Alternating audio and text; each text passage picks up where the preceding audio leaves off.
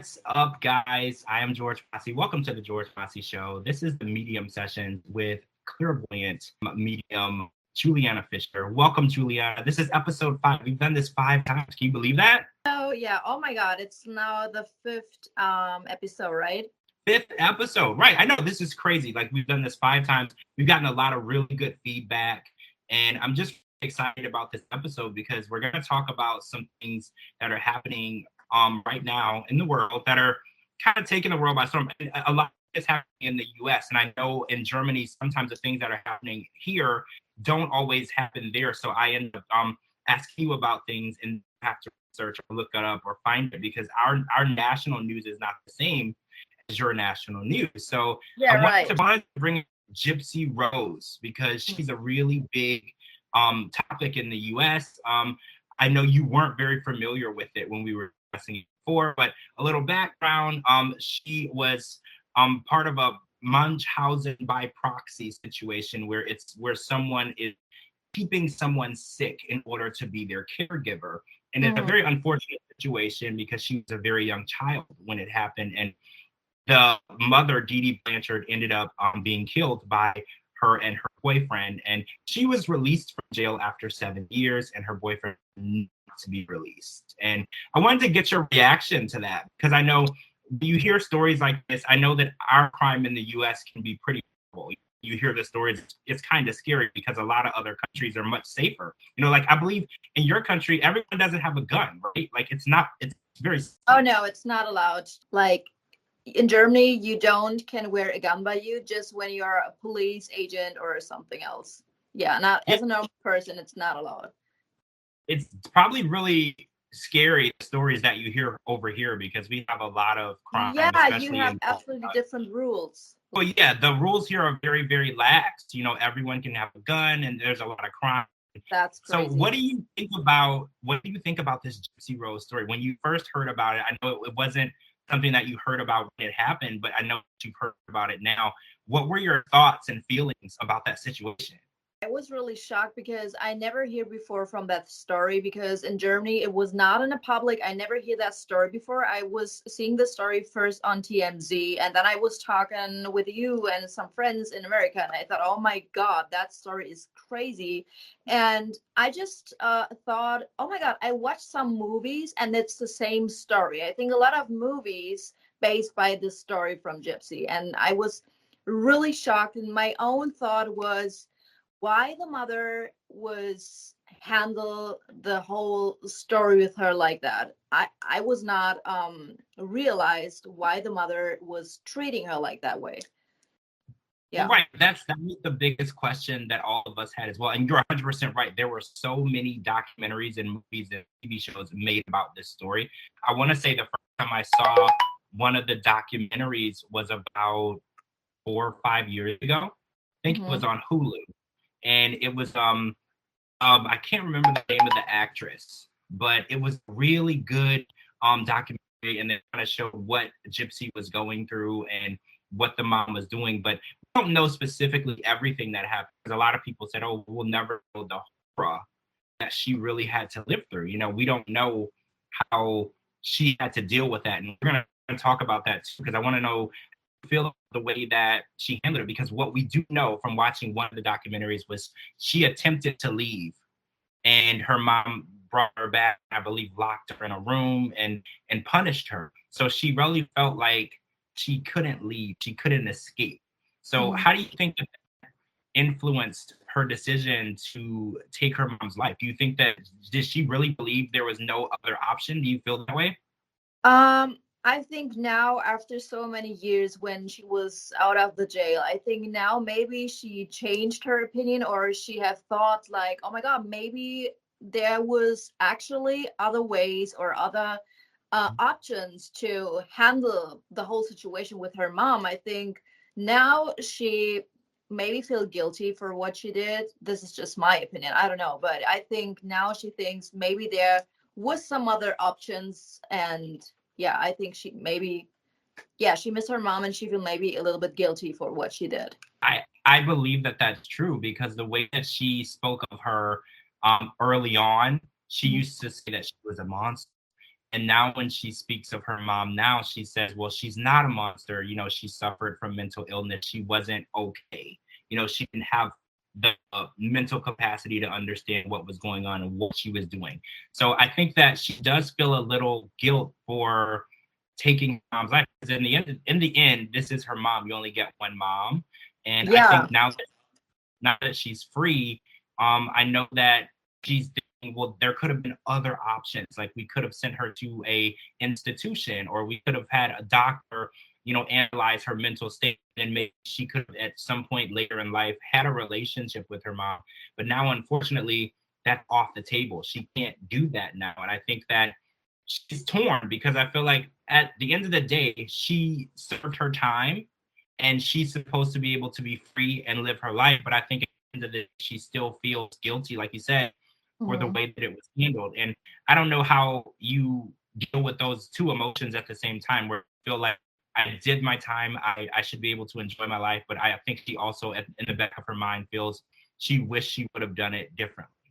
I think the craziest thing is, from the outside, everyone thought, oh my God, that's such a strong relationship with a mother and her daughter. And now we all know there was another side, and it's so crazy. And it creeps me out a little bit that it looks like she loves her daughter so much and she just want the best for her. And at the other side, she was trying to kill her at the same time. Like, how crazy is that? It's so scary, because on the outside, like you said, on the outside, it looked like the most desired mother-daughter relation. They did everything together. They were always together. They were on trips together, on the news, you know, and the mom was selling this to people. And the so many people were fooled. And I think that's what really caught the attention of the public, because no one saw this thing. When it happened, everyone was shocked. No one could believe behind the scenes that girl was going through what she was going through. And the mom was very smart, very crafty. She was able to go from doctor to doctor to get the medications that she needed to keep her sick. And, you know, they're looking into the laws now to make sure that can't happen anymore, you know, because she would pretend that there was a fire and she lost records. And then the doctors couldn't verify diagnosis, and they couldn't verify things that Gypsy was taking. And then she could continue to get different drugs. And when they searched the house, I don't know if you knew this, they checked the medicine cabinet, and she had so many different pills. It kind of looked like she had a pharmacy in the house. Yeah, oh my God, I saw that. That's what she was using, you know, to keep her sick. And it's just such a scary thing, because a mother is supposed to be the person that protects the child from danger. And this mother was doing the absolute opposite for her. So, and I think America's torn too. America wants Gypsy to be happy, and America wants her to live her best life. But we also feel, you know, we're not an eye for an eye country. You don't kill someone, you know, for hurting you. You know, there's a legal system, and there's a way to go about that. So America's kind of torn. A lot of people are like, oh, I'm happy for her. I'm happy she's living her life. She served her time. And then there's some people who feel like, well, we reward, you know, that type of behavior. That's not the type of country we are. We don't say, oh, if somebody is a bad person, you kill them. That's not something that we believe. Yeah. I think it's so crazy for Gypsy too. The first is like, I think she really loves her mother, because she was the only person. She was her mother, best friend, everything, all the one. And at the other side, you know that your mother was trying to kill you the whole time. Your mother was treating you so bad. And at the same time, I don't know, but I had the feeling that the mother was still loving her so much, and that she was afraid to losing her. Maybe that she can go outside when she's 21 or 18, that she say, hey mom, I leave the house. And I think for her, the craziest feeling was maybe one day she can be alone. And that's why she was trying the whole time to get her ill, that she take care of her the whole time. Like she's an adult then. I don't know, but that's crazy. It's interesting you said that, because a lot of people said that she did have abandonment issues, DeeDee Blanchard, from parents. And I think what you said really resonated, because when, you know, this happened, Gypsy was 19 years old when this crime happened. Yeah, I know. At that age, that was a time where she could move out and leave. And I think you're right. She wanted to do everything in her power to keep her with her, and want her to grow up and leave. I think keeping her sick and keeping her dependent on her was the way that she was going to keep her with her. And I think it had to do with abandonment issues. I think that she didn't want to be alone. She wanted to be constantly in the presence of someone. You know, she was married once and then divorced, you know, and that's an abandonment issue in itself. And then when her only child, you know, grew up and moved out, she kind of really feared that abandonment again. And I think that she went about it a really horrific way. Like, I understand what she wanted to do, but the way that she went about it was just horrific. Mm-hmm. Do you know if her mother was treating, I don't know, like the same way from her mother or her parents? Because I have the feeling when I was watching at her picture that I have the feeling that her mother was also in trauma from her own childhood. I don't know. Do you know if there's something happened or that her mother was treating her like the same way? I don't know specifically. I do know that the relationship between DeeDee Blanchard and her mother was not a good relationship. Oh, okay. That information has been given. I don't know like the specifics of it. I do know that there was a lot of abuse and it wasn't a good relationship. And because a lot of people said maybe that she was replicating the behavior that she saw growing up. That is definitely a theory. You know, she was doing what she saw, things that were done to her, you know, as she was brought up. And I know that traumatic experiences as a child, they do shape you as an adult. You know, those things that you went through and the situations that you had to cope with at a young age, they can shape the way you make decisions as an adult. But again, everybody just keeps saying we can't justify anything that DeeDee did because this was a child, you know. And I mean, you shouldn't do this to anyone, adult, child, regardless, or animal. You know, this is ridiculous. But everyone just says, well, we can't really justify it. So I really wanted to talk to you about it because I'm side. We've seen the TV shows, we've seen the documentaries. We haven't heard anything from DeeDee, obviously, because she's no longer with us. But fortunately, you can give us a little bit of insight on maybe what was going on in her mind during the time that she was raising Gypsy and the situations that were going on, just so we would have a little bit of understanding of why this happened. Because there's always the why. When we hear these stories, we see these horrific shootings or killings. We just want to know why. Why would you do that? Of all the things, you know, of all the options in the world, you know, what would make you as a parent do something like that? So when you were looking at DeeDee's photos, give me some of the emotions that you felt. Like, what was going on? What type of inner struggle do you believe was going on?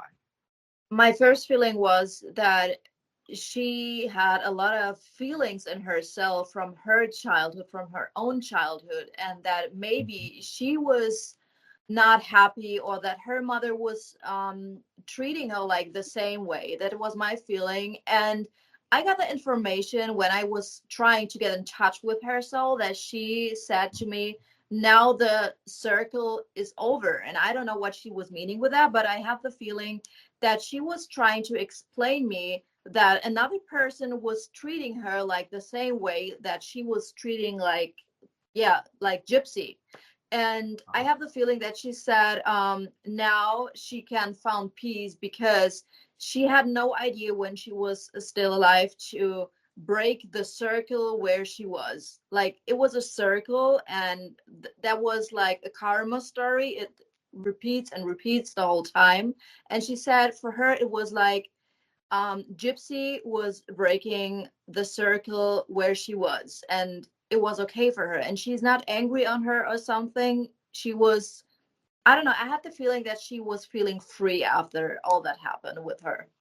That's interesting. So feeling free, like, so that would mean that she felt obligated to continue doing this. She felt like this was something that a drive in her, that she wanted to keep Gypsy sick. She wanted to continue this behavior. So after her life ended, she felt like, I can finally stop this. I can be free. I can let her live the life that she deserves. Do you feel that DeeDee knows the surroundings of how she passed away? Did she know that this was going to happen? Did she an idea that they were planning anything, or was it a shock? I think she knows what's happened with her when she passed away. And I really have the feeling that she said, oh my God, I'm happy it's over now. And I never heard a soul that told me I'm happy that's over. But I have the feeling she was stuck in a state where she said, oh my God, I was going so a long way and I was treating her so bad. And I don't can go out of that circle where I'm staying. And I think for her to passing away is like she really can be free and Gypsy can be free. And I think that gives her in heaven a really, I don't know, but I think a good feeling to know Gypsy is free, she's free, and the circle is breaking. Is broke, yeah. So you feel that she has some remorse? Does she feel sorry at all? Or yeah, another question: did she feel sorry before, or did she feel sorry after? I think that's a real quick question, because I know while it was happening, she knew that what she was doing was wrong. Does she have remorse for the whole thing, or does she just feel better that it's over? The craziest thing was sometimes when I was watching over the weeks at her picture, I really had the feeling that she was obsessed with demons, that she was out of control, that she was not in her clear mind, and that she was really, I don't know, like a really black energy in herself, and that she was not herself, that she was not mentally stable in herself. And I really think, and that sounds weird maybe for someone, but I think that she was obsessed with demons, and that's why she was doing crazy things with Gypsy. And sometimes she was by her own and she had a normal mindset, and then she was cool and she was lovely to her. And then she had at the same time another black side. Interesting. So she was kind of at war with herself. It was between herself and then maybe a controlling her. So maybe she was doing things that something told her to do, something that was controlling her. And then she actually feel bad after she did those things because it wasn't really her. Yeah, and I think that's why she also said, now I'm free. I think she was like in a circle and she was in an energy what she don't want it to be. I think she don't want it to be that crazy mom, that hurtful mom. I think really that she was obsessed, and to passing away for her was like to being free with her soul. I feel that this situation, because everybody feels that she was a monster. Yeah. And when you're talking about obsession with demons, does that mean that she sought out demons, or she studied demons, or do you feel like demons her out, they took over her mind? I think demons was over her mind. I think that she was obsessed, and sometimes she was not knowing what she really is doing right now. I think she was like manipulated. She was like a machine, and she don't know what she really did. Sometimes I think she know what she did, and then she feel guilty for what she did. And at the other way, she was normal. I don't know. It was like she was like two-faced, and she really gave me the feeling that she was happy to be gone, that everything is over, and that Gypsy's free and she can be free. Wow. Yeah. Do you think if she had an opportunity to speak to Gypsy, that she would tell her that she was sorry? Do you think that she would try to explain to her, what happened and what she did, and maybe try to apologize for what she put her through? Or do you feel like she's just at peace with the situation and just want everyone to move on? Yeah, I think that she would love to say her, I'm sorry. I was not in my own mind, and I had a lot of traumas in myself when I was a child, and maybe I treat you like the way I was treating from my parents. And I really think that she would say, if she can, say sorry to her. Interesting. I wonder if Gypsy would be open to hearing that. I wonder if she would be open to knowing, what her mom is thinking and feeling. Obviously, in the time when this happened, there was a lot of anger, there was a lot of animosity. She didn't really want to reason with her, and that's how we ended up here. But I'm wondering now, years and years later, she's more mature. She understands a little bit more of mental health. I'm wondering if she would be open to that conversation, because closure is very important, you know, and I think that I feel like Gypsy would probably be at war with herself right now. You know, like living with something like that it's never gonna be easy, you know, to accept, you know, what you did. And I know she was only 19 at the time, and she felt she had no other option. But I know even after she did her time and everything, I know that she appears to be happy. But when you see photos and videos of her, do you feel that that persona of Gypsy is accurate or authentic? Do you feel like she really is happy? Or do you feel that there's a lot of trauma that she has underneath? Because I can only imagine, you know, she has to live with this every day, and not just herself, but it's everywhere, it's all over the news, everywhere she goes, every interview she does, they're talking about it. So I can't imagine how she's functioning, you know, with that going through her head. I think, and maybe that sounds crazy, I really think the time when she was in jail, that she healed from all this stuff and that she was feeling free and that she can heal. I don't think that the time in jail was really hard or very worse for her. I really have the feeling that I don't know, she can found peace in herself more and more. And she comes out and everything was good and she was married. And I really think that the time when she was in jail, that she found peace there. A lot of people are saying jail would have been a little more free than what she was going through as a child, because people said she probably didn't find jail or prison to be as constricting as it was living with her mom. Yeah, absolutely. I think the same.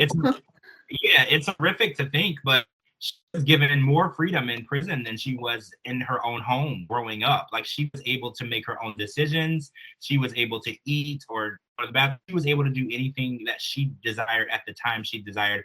And it's crazy as that sounds, it's true. You know, her mom controlled every single aspect of her life, you know, to the point where she thought she couldn't walk.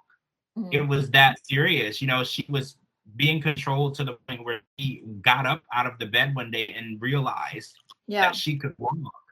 And it's just, I think that emotionally, I'm glad that she is healed. I'm glad that she took that time while she was in prison to take that time to heal herself. But what do you feel in Gypsy's mind? Like, you know, when you look at a person, you look at a photo and you can see into their soul, what type of soul do you see? Do you see her as a mean soul? Do you actually see her as a kind, sensitive person that has just been through a lot of trauma? Like, do you see anything black or dark about her? Do you like she's just a healed person now? I think she is mentally stable more and more, and I think to having her husband gave her a lot of energy, and to having a healthy relationship is doing a lot with your mind. And so I really think that she's absolutely okay. I know that she's been through a lot, but I really have the feeling that she really is okay. This is my feeling when I'm watching at her. I think she is thinking about a lot what really happened, and she realized sometimes more and more what happened, but at the same time I think that she's happy and that she's feeling okay. And I also have the feeling that she's missing her mom. I think that she knows what's happened with her and that she realized everything, but at the same moment I have the feeling that she's missing her mom. She had a really strong relationship through her. No matter what happened, I think she really missed her. See, a lot of people have told the same story. I was watching a podcast not too long ago, and a guy was discussing a situation where his stepfather was molesting him. And he said that the craziest part of it all was when it stopped, he was sad. Because he was like, even though someone is doing something terrible to you, you still love that person. You know, as humans, we love people, even when they don't treat us right, even when they don't, you know, respect us, they respect our boundaries. So he said that the worst part about it was when it stopped, he felt unloved. And I feel like Gypsy might be going through now, where she is missing the love, that side that you were talking about. You said that her mom did have a loving side, and when she was herself, she was loving towards her. And I think Gypsy might be missing that particular part of her mother and her family, because she didn't have a lot of family. You know, she grew up with her mom. Her dad had other kids in another family, and they didn't see each other as much. this was her definition of family. I think now that she's married, and she said recently, the other day, she's ready to have children. She wants to have 2 children. And I'm beginning to believe that she wishes that that's something she could share with her mother, you know, and her mother made children. And it's hard to believe, because when you've been through something like Gypsy, you would think you wouldn't want anything to do with that person. But, you know, there's that syndrome, I think it's called Stockholm syndrome, where people learn to love and need people that are very harmful to them. And, you know, it's a mental disorder where you crave the attention of people who do terrible things, and you need them in your life. And I feel like she separates her mom into 2 different people. In my opinion, I feel like she looked at her as, when she was younger, as a mother, but now as an adult, she does look at her as someone who had mental problems, who made mistakes. She doesn't look at her as a monster anymore. And I think that she separated her mom into 2 different people: the person that did terrible things, and then also the person who took care of her since birth. And I think that it's a really confusing thing for a human being to try to process that, because you can't really look at people as different entities. But in the end, there's lots of different aspects to people. And I think you would be able to understand that the best, because you can look at a person and see their soul, and you can also see a lot of negative energy in there as well. So there's times where there's several people in there. And I think that that's kind of where she is. I think that as an adult, she's separated DeeDee from the darkness. And I think that when you say she misses her, she misses the parts. Because no matter what the situation is, there were times where they did enjoy themselves together. They did enjoy being mother and daughter, you know, and I think that he's separated the trauma from the love. And I don't know if that's a good thing or a bad thing. I'm not a doctor. I don't know if, you know, that's good for her mental state, but I think that she's not being angry. And I think that's a good thing. She's not angry anymore. Like when she talks about it, you can tell that she's at peace. She's not angry. She's not crying. She's expressing herself, and she's okay. She's moved on from those emotions. And I think that's the best thing that she could have done. Yeah, right. And, you know, I think it's really hard if you got so much love from a mother, and then at the other side, you have a mother who's treating you very bad. But I think the moments when she was treating her so lovely and like a normal, lovely, friendly mother, I think it's so hard to say, okay, I hate her the whole time, because she can't hate her, because she knows that there is another side, of my mom, and she was really lovely to me. And I think a child searching for love the whole time, and when a child gets love or gets some love from parents, I think they save this in their mind. Okay, my mom had always good times, always bad times, but she was also good to me. And I think that's the way she remembered her mom. Like, my mom was also good to me. Yeah, I think that we do take mental pictures of good memories, because I grew up in a religious cult, and there was a lot of bad things, but thinking back, I can think of a lot of good memories.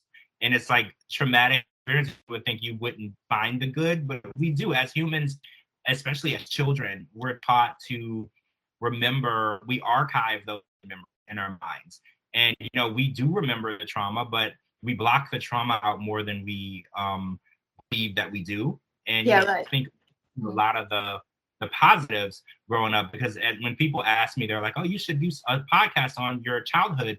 And I was like, oh man, such trauma. But then as I would go back and think about it, I could still think of so many different things that I enjoyed, you know, with my mom, and even in the cult, right? Like even in the cult, like found good things and good memories and good, I've met a lot of good people. I have people that were in the cult with me that are no longer, that we're friends to this day. You know, we find a way to find a positive in a negative situation.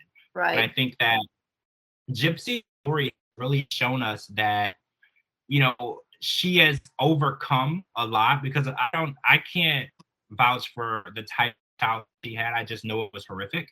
I could never understand what she went through. But I think what's really influential with her is the positive attitude that she has now.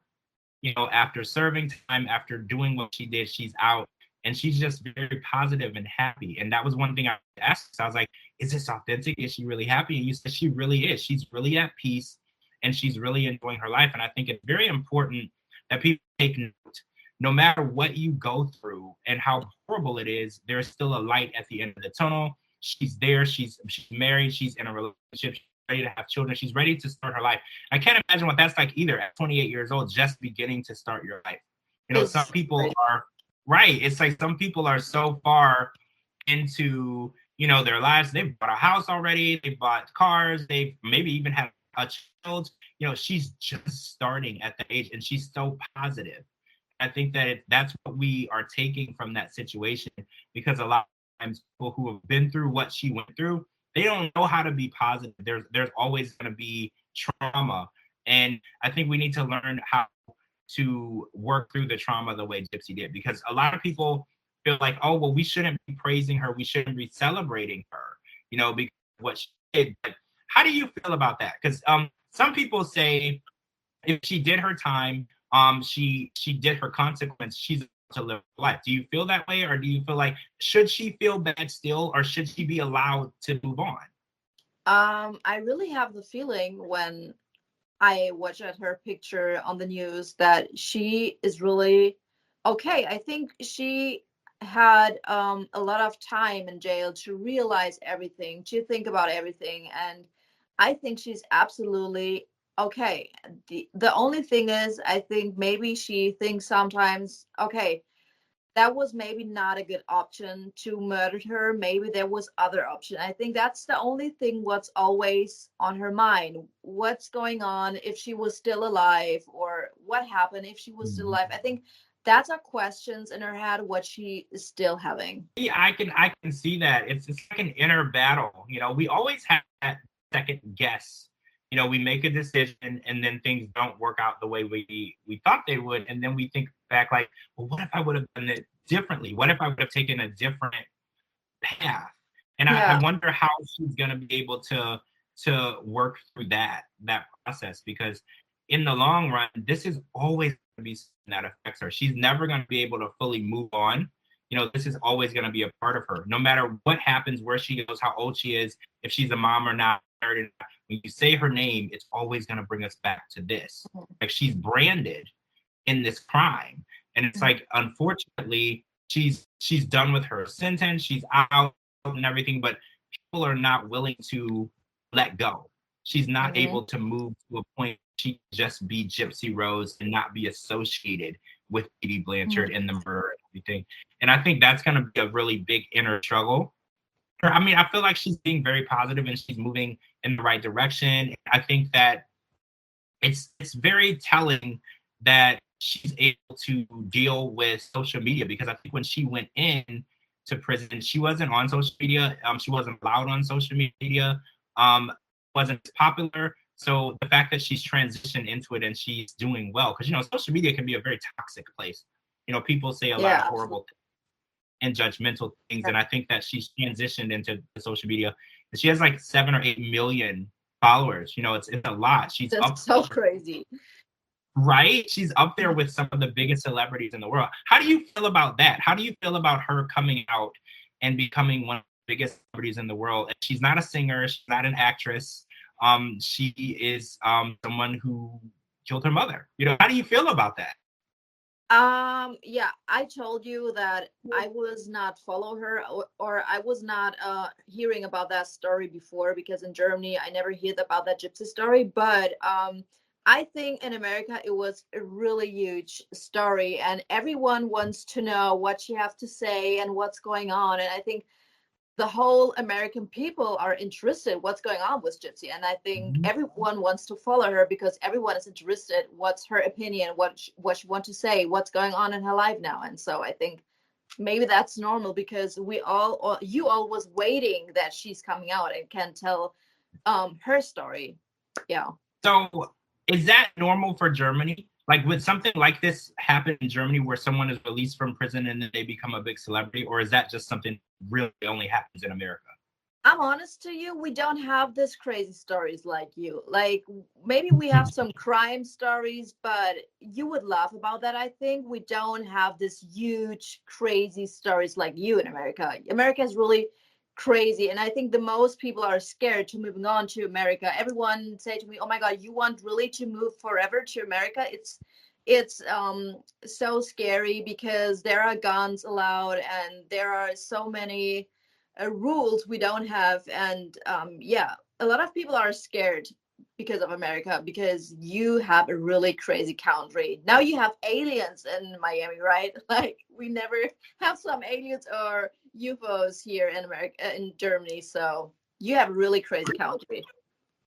Oh yeah, UFOs. We've had those for, oh my gosh, 100 years. I think Roswell is where they first saw them. Yeah, America is just a weird place because it's like it's where everyone wants to be, but it's all where everyone is scared to be. Like you said, like you don't know if safety is ever going to be something that they can guarantee here anymore. I think Yeah, it's that. crazy. I hear a lot of stories. Every time when I'm watching TMZ news, I'm so shocked because, there's a brother who kills her own sister just because of a Christmas present. Like, I don't know, in Germany, I don't think that happens here. Like, it's really crazy, and that really creeps me out sometimes because it's so easy to shut someone down there. Mhm. It's there's stories where there was actually a story recently. I was just talking the other day about it. A student in Michigan, his name was Ethan. He went into a school and shot 4 people, I believe, and killed them and then injured 7. And he was 15 at the time, and he got life in prison. But the difference in this case was the mom knew that he was showcasing strange behavior, and she's the one that supplied him the gun. So she was actually, it's a monumental case actually. The mom was charged with 4 counts of involuntary manslaughter, even though she wasn't involved, but she was the one that helped him get a gun because he was unable to get a gun at his age. So the law actually is holding the mom accountable as well as the son. So the son got life in prison without the possibility of parole at 16 years old, which I think is crazy, right? They're putting children in jail for the rest of their lives, but also the mother as well is going to be serving, I think it's 15 years per count, 4 counts. So she's going to be serving the rest of her life in jail too. And even with these harsh sentences, these crimes still happen. No one is deterred from stopping them. Like people don't see the consequences and not do it. We still have these things happen very, very frequently. And I think that's what's the most scary, because people do it and they do it because, like, this particular person, he did it because he wanted to be known as one of the biggest mass shooters in the world. Like, that was his dream. He wanted people to know him for that. And it's like, what do you think is going through the mind of people that do things like this? Do you think that they're possessed? Do you think that they're just obsessed with death? What do you think is going through the minds of people who do things like on purpose? Like they do it and they plan it out. I don't know, but to murder someone, I think the whole time people cannot be normal. People are maybe obsessed with a really devil energy, because you can be not normal to shut someone down, in my opinion. Maybe when someone is a rapist or did really crazy shit, okay, though, then maybe you have the feeling, okay, I want to get justice for someone. I have to murder the people because he was a really bad human. But I never can explain in my mind how can be someone so crazy to shut someone down just because of, I don't know, some little struggle, or just because he wants to shut down someone. Mm-hmm. Yeah, that's That's what's crazy. crazy. They're innocent people. I think you nailed it. These are innocent people. They didn't do anything wrong. Like, there are people here in America that go into a mall and just start shooting. These Yeah, people this did is so nothing. crazy. And we don't have this in Germany. I really never hear before that someone is going in a Walmart and just going crazy and shut everyone down. What the freak is this? Is so weird. I don't know. And that's why we in Germany, we really scared to moving to America because of all that guns and all that stories, what we listen from you. So I want to ask you this. Do you think that there's a lot more negative and demon activity in America than in other countries? Do you believe that Yeah, that's the case? absolutely. Yeah, absolutely. That's why I want to move to America, because you are believing in paranormal stuff. And the crazy thing is, in America, there's something going on like with paranormal stuff. And in Germany, people are sometimes laughing and saying, "Oh my God, this is not real and this is fake." And I don't know, they are not open for spiritual things. And we have to be honest. In America, there are the most paranormal things. Yeah, So a you lot of have the most haunted places. You have the most craziest, I don't know, stories about paranormal stuff. Like, you are the paranormal country ever, I think. yeah, we have a lot of it here. There's a lot of mediums as well that are very in touch with it, and we've talked about that before. Though a lot of times in Yeah, America, right. the mediums are here for, you know, they want they want clout. They're not really here to help. I think it's interesting because you said you want to come to America and visit these places and try to get to the bottom of why these spirits are so aggressive Yeah. and why they're hurting people. And I think that that's interesting because there's a lot of places here where, the mediums will go, they'll spend the night and they'll antagonize the spirits and try to get them to speak or make themselves known, but they won't try to cleanse the area. They won't try to help the person move forward, if it's even a person. And I think that it's interesting because if you were here, you could actually go to these places and maybe end the terror, because there's some of these houses where people go in and they literally will hear people crying. They'll hear screams for help. And it's clear that these spirits are in need of help. But then the mediums go into these places and offer them help.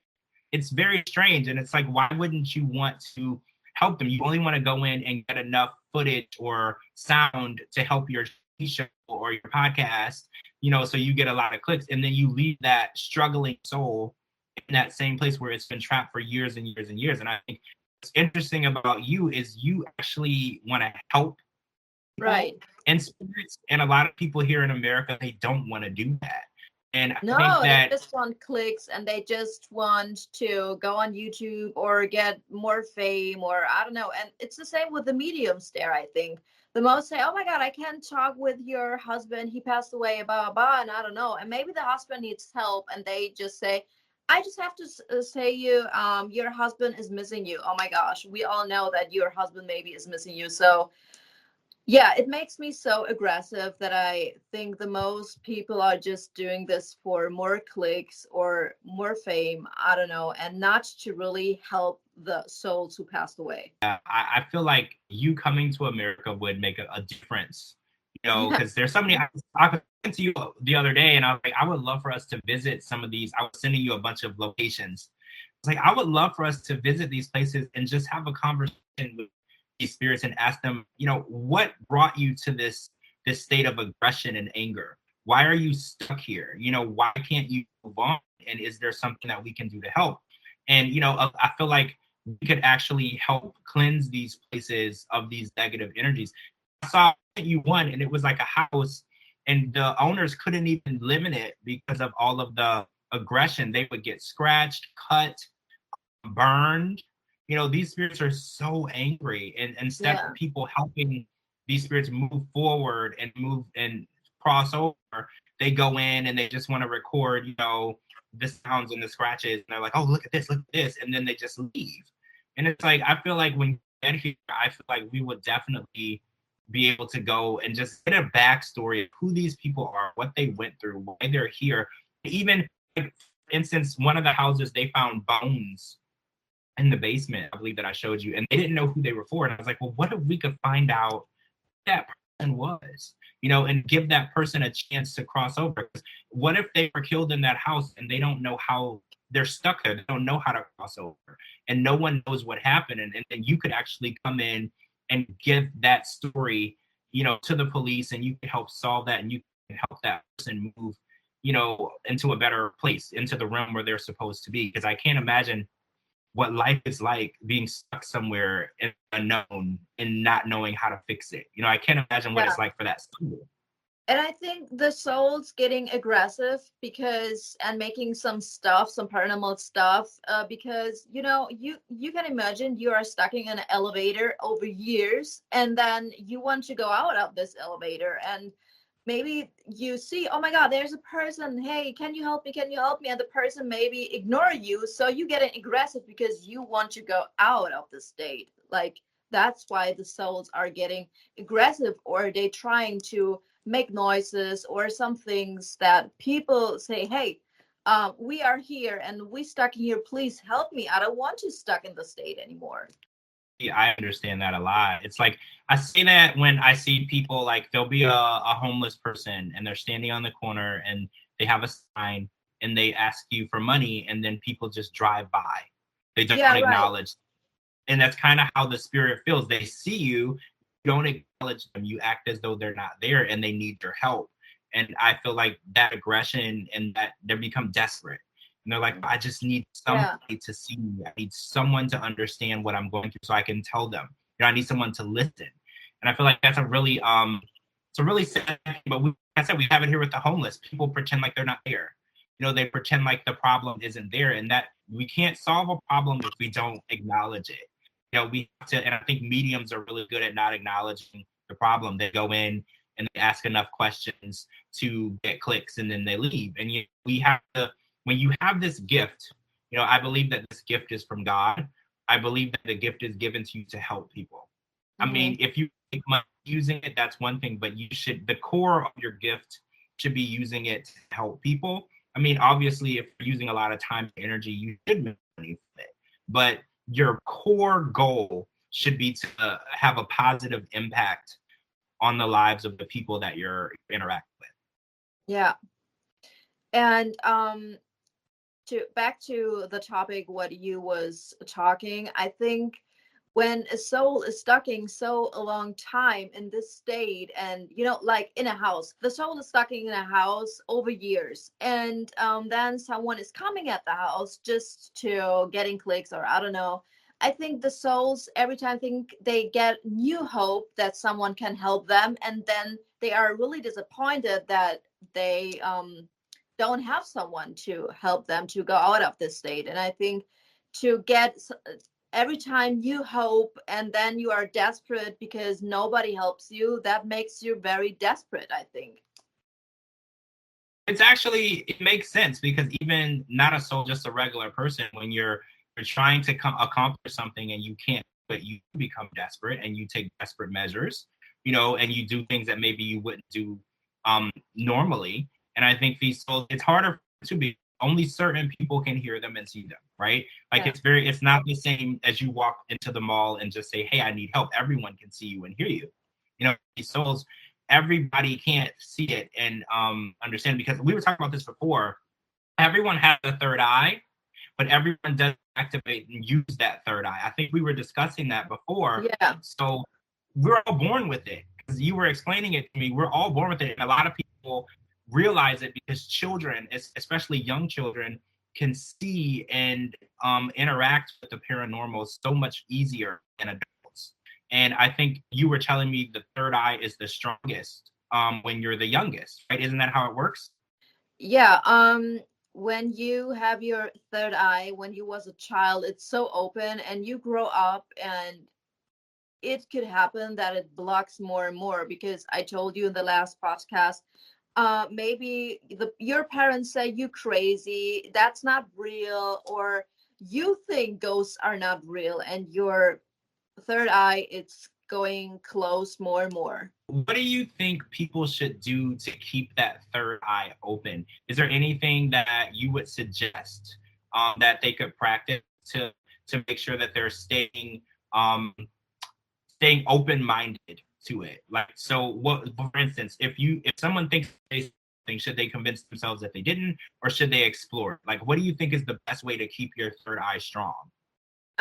When someone comes to me and said, hey, I want to getting more spiritual, or I want to getting my third eye more open, I have a third eye spray. That means you make a cleansing by me, and then I can give you the third eye spray. And you can spray on your hand and touch at your third eye every day, and then it opens more and more. And if people have not a cleaning, I think the best way to getting more spiritual or to getting your third eye more open is that you make meditations, or you listen to fragrances and stuff, like focus on your own to get in touch with your higher self is the best way to open your third eye. So, and when you're doing that, that's going to make you more sensitive to feelings, right? Like if I'm not mistaken, third eye, we'll be in a room by yourself and you'll experience the feelings of the entity in the room with you, right? Isn't that how it starts? So like if that person is sad, you might feel overwhelmingly sad or tired. Isn't that how it would work? Yeah, but I have to say the most of my clients have different experience. When the third eye it's getting more open, sometimes they just see double numbers, or they have the feeling they can feel the energy when they go into a Walmart, or they think about a person, the person is calling.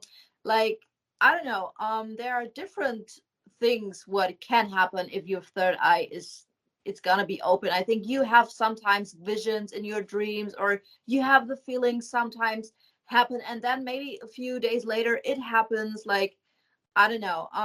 I think you going in a feeling that you feel more and more around you. So it's kind of like a collective of different feelings and thoughts. It's interesting you said the have a dream about something and then it happens. That's been happening with me like my whole life. Like Really? I'll have a dream of something and then like it wouldn't happen for like a year, but then it would happen like the exact same way. Yeah. And it's kind of weird because like it'll be like a conversation and then I'll know what's gonna happen. Like the other person will say the exact same thing and we'll be in the same room. It's really interesting because it actually happened one time where I was in a house and we were talking and I'd never seen that house before. I didn't know where it was. I knew who the person was I was talking to. And then like years and years later, it happened. I called it deja vu. And I knew what they were going to say. And then the house was the house that the person was living in at the time. But when I had the dream, they didn't even live in that house yet. But I knew what it looked like. It was kind of freaky. I was just like, this is really strange because when I went to their house for the first time, the first thing I felt was, I've been here before. Yeah, that means that your third eye is open. That means that you got visions, and that's how it starts to getting clairvoyant. That's a way to being clairvoyant. If you have visions in your dream or deja vus, and then it happens later. Really? I mean, Yeah. always happens. So yeah, your Always. third eye is open. I never thought that. I mean, I didn't think it was closed, but I never thought that I had any specific gift. Like I can't tell you like what's gonna happen. I can't look at a picture and see like what's going on in their mind or anything. Like the vision thing is like the only thing, and it's never been anything like telling. Like it didn't tell me like if someone was gonna die or anything. It's just like a regular situation that I saw happen already. Like it wasn't anything special. Like it wasn't gonna help me change the future, or anything like that. It would just be like a weird, like 5-minute situation, but that I saw happen like months before, which is always really weird. And I was just like, this is so strange. I remember this. And then as it's happening, before they would say what they were gonna say next, I know what they're gonna say next. Weird part is the dream would happen over and over. Like, so I knew it by heart. Like I knew what was gonna happen because it happens many times, but I never understood why that specific moment kept replaying before that. I never understood why. I didn't know the significance. Yeah, I think that your third eye is open, and maybe when you make the cleansing from me, that you will feel that you have more visions, or that you can feel more, or you dream more, and then you can see that the visions will happen faster. I would love to have that. I mean, I respect your gift a lot. I do think that it's very difficult for you to live with that gift because it's never off, it's always on. So it's Yeah. like I want to have it, but also that it's very consuming of your life. Like every moment of your life, your gift is there and it's always on. It's like you get a car, you and it never goes off. It's always running. You can't really separate yourself from your gift. So that's a scary part. But I've always wanted to have a little bit of a clairvoyant outlook into life. I feel like people who are clairvoyant, they live a more understanding and happy life. They understand that life is a gift. They understand that things can change, and they adapt better to situations because they sometimes have a little advance notice of what's going to happen. And I feel like that gift is a way to give you a more open-minded, relaxed life. I mean, I get that knowing something very detrimental could make you not relax. You know, it could make you very stressed. But I don't know. I would love to do the cleansing and see if I could improve my third eye and see if I could do a little more, the visions, and maybe the visions will start to make more sense, and maybe I will understand what to do. That was my main thing. I was like, well, what do I do with it? I don't know if they're trying to tell me to change something or I should help someone. Like, I never understood what the purpose of it was.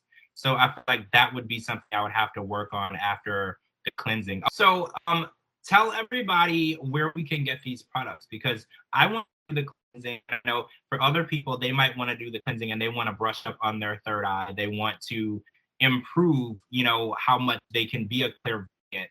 So what is this spray? How do we get it? And how do we use it? You just can send me a DM, because every product is just for you, your energy, and your soul. I don't have a lot of product at home. I just make products just for a person when I see the energy and when I see the topics to the person. Like, so every person have to message me a DM that I can see the energy on a picture, and then I can make the products just for the person. Oh, I like that. That's what's it's a personalized product that can help me specifically. I really like that. Yeah. I think that the people listening, if you want to call our DM and order this, make sure that you have a photo and you the voice note so she can get a good idea of your energy. And because this is a very personalized thing, it's something that is only going to work for you. You right. Share it with your friends. This is just for you. And, would you be open to having a conversation like with someone like Gypsy? I was gonna reach out. I know it's gonna be really difficult to get her attention. She's very, very, very popular. But would you be open to having a conversation with her, maybe giving her a little insight on how her mom feels and the remorse that she feels? Because I feel like that might be something that is needed in her journey of recovery. Even though she's recovered well and she seems healed, sometimes hearing those words and knowing that the person is really sorry, it can really help her, fully move on, because she says she's ready to be a mom. And I feel like I don't want her to move into motherhood any animosity or angry or regret, in that situation. And I think hearing what you were able to hear from her mom might be something that would be quite healing for her. Mm-hmm. Yeah, and the craziest thing was, before we record the podcast, I was searching for a picture if you had some questions then. And I found a picture. And the interesting thing was that I saw on the picture what I found. I can show you the picture from DeeDee.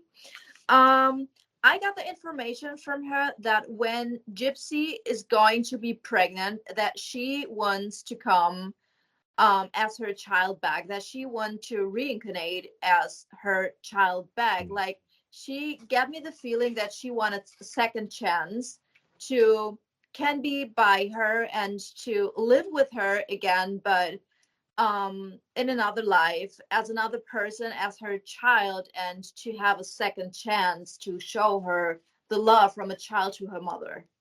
Oh, so she would plan to come back as one of Gypsy's children. It was crazy. When I was watching at this picture, I got this information from her that she wants to come back as a child when Gypsy is getting pregnant. And I have the feeling it's not a long time. I really think she wants to come back very fast as a child from Gypsy and have like a second chance to give Gypsy the love as a child to her, what she cannot give her in the life when she was the mom. See, I understand that, and I feel like she wants a second chance. And I've always been a believer of everyone deserves a second chance. Everyone makes mistakes. Do you feel that Gypsy would be able to feel that it's her? Do you feel like she would give her signs, or do you just feel like she just wants to be around, but she doesn't have to tell Gypsy or Gypsy doesn't need to know. She would just feel better knowing that she was close to her again. I don't know. I have the feeling that she wants to give her the message that she say, hey, you know what? I want a second chance. I want to come back, and I want to be with you again, but in a lovely state, like not in this toxic state where we was. And yeah, I think she wants to tell her that she wants that second chance, and maybe to ask her, it's okay that I'm coming back as your child. Is that okay for you? I think I have the feeling that she's waiting, and I don't know why, but I think we should ask her for a session with us, or that she can get in touch with us, that I can give her the message from her mom, and maybe it's okay for her. Or maybe she say, oh my God, I never want that my mother comes as my child back. But maybe we should talk with her about that. I agree. I think that she has every right to have input in that situation. Yeah. And if she doesn't want it, she has every right to do that, because, I think that we don't always have say into who comes back and where they are in our lives. So I think it's important that she knows what's going on and she can have that. I think that I'm going to message her. I know it's going to be hard. I know she has some family members as well who are helping manage, her communication. See if she would just be open to having a session and with you and discussing these things you've discussed here. And, that way she has all of the information presented to her, and, she can take that information and do what she wants with it. Yeah. But I think it's important that, she understands that the information is here and this is what's going on and this is how her mom feels. So I would really love to have that conversation with her. So yeah, me too. We're gonna reach out and see what happens. And she hasn't really talked to anyone in the paranormal world so far. She's done every type of interview and podcast, but she hasn't spoken to anyone in this realm. So I don't know if she'd be open to it. So we're gonna reach out and see how that goes. We've run out of time for this episode. 5 episodes, guys. 5, right? It's crazy. Right. So I'm gonna come back next week with a new episode. And this was a really fun episode. And I think that we have another afterlife session we're gonna do with another person soon. So we're gonna try to get that one done on the next episode, hopefully. And always, if you're interested in the afterlife session or reading with Giuliana, make sure that you send her a DM. She's tagged in this video. Voice notes and pictures are great, but make sure that you don't give her too much information. That information she's going to get on her own. So make sure that you're reaching out to her so you can book that. And I guarantee you'll be happy. These sessions can change your life. They give you the information and peace that you may have been seeking for many years. So if you guys are interested in that, make sure you're sending her a DM and you're getting those sessions booked. She books very quickly. So move fast, it's important that you want to get that booked. Thank you guys for joining us on this episode. Make sure you're following Giuliana. She's tagged in this video. Follow me on all social media platforms at Mossey, GeorgeMossey.com. Anywhere you get your podcast, type in the George Mossey Show, as well as anywhere you stream your music. Thank you guys for joining us. Thank you again to Giuliana for being here. I appreciate you, and I appreciate your gift even more. Everybody have an amazing week, and we'll talk to you really soon. Thank you, George, for having me.